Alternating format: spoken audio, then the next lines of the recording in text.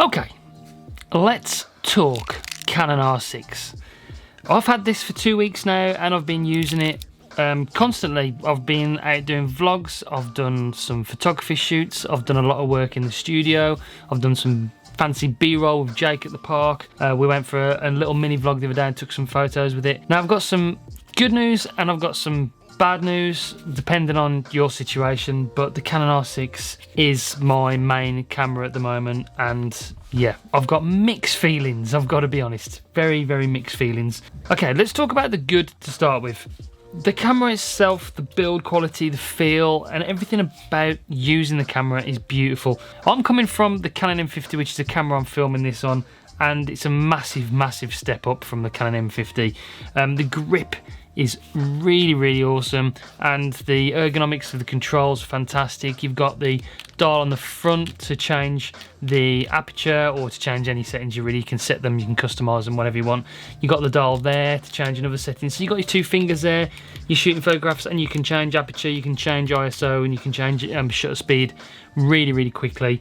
And then the dial there changes the other setting depending on how you've got it set up. So you've got the three dials there for shooting photographs and for video as well, so you can change all the settings really, really quickly. That is it's been a bit of a learning curve for me. I hadn't had that before in a camera, so going to like a professional body, that is so good. There's other custom buttons as well. You've got the C1, 2 and 3 on the dial there as well, so you can customize any settings you want for your photography. When it comes to video, this is a photography camera. I think I'm going to say that straight away.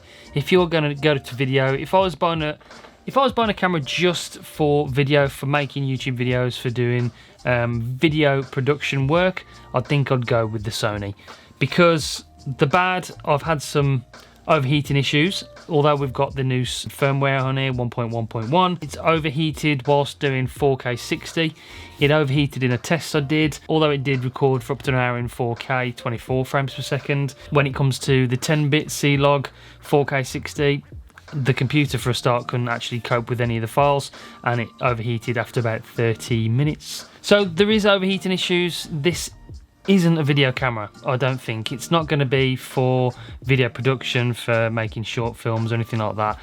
You are going to have overheating issues, although hopefully in the future, in the very, very near future, please Canon, they will update the firmware to actually stop most of these issues occurring.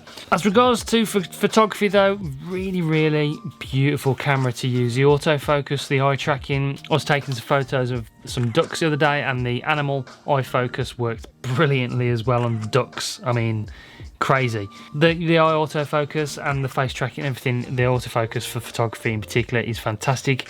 I did have some issues when it comes to filming a vlog the other day with the autofocus whilst vlogging.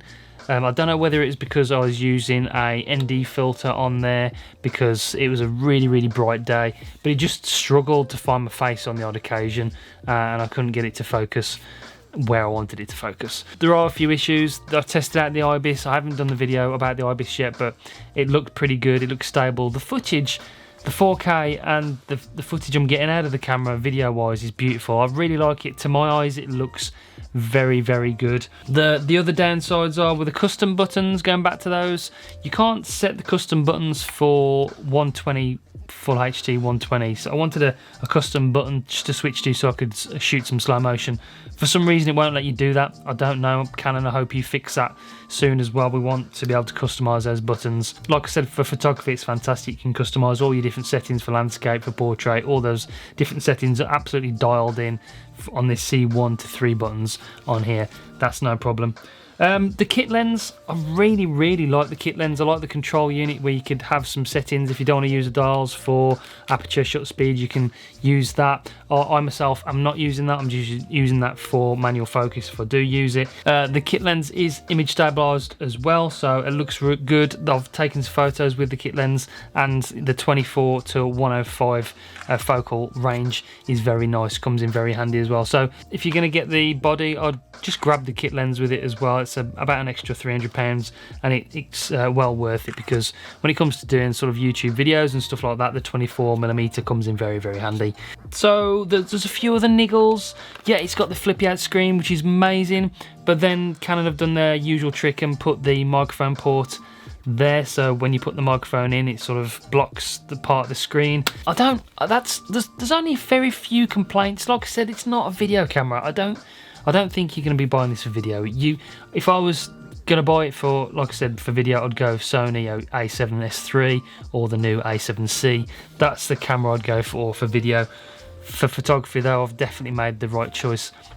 So for me, it's the perfect camera because it is my photography workhorse. I've bought it for business purposes, to actually start a business either in wedding photography or photography in general. So this is going to be my camera for the foreseeable future. So as regards to photography, stay tuned, because there's going to be loads more videos on photography with the Canon R6. And yeah, so for that, it is definitely the right camera.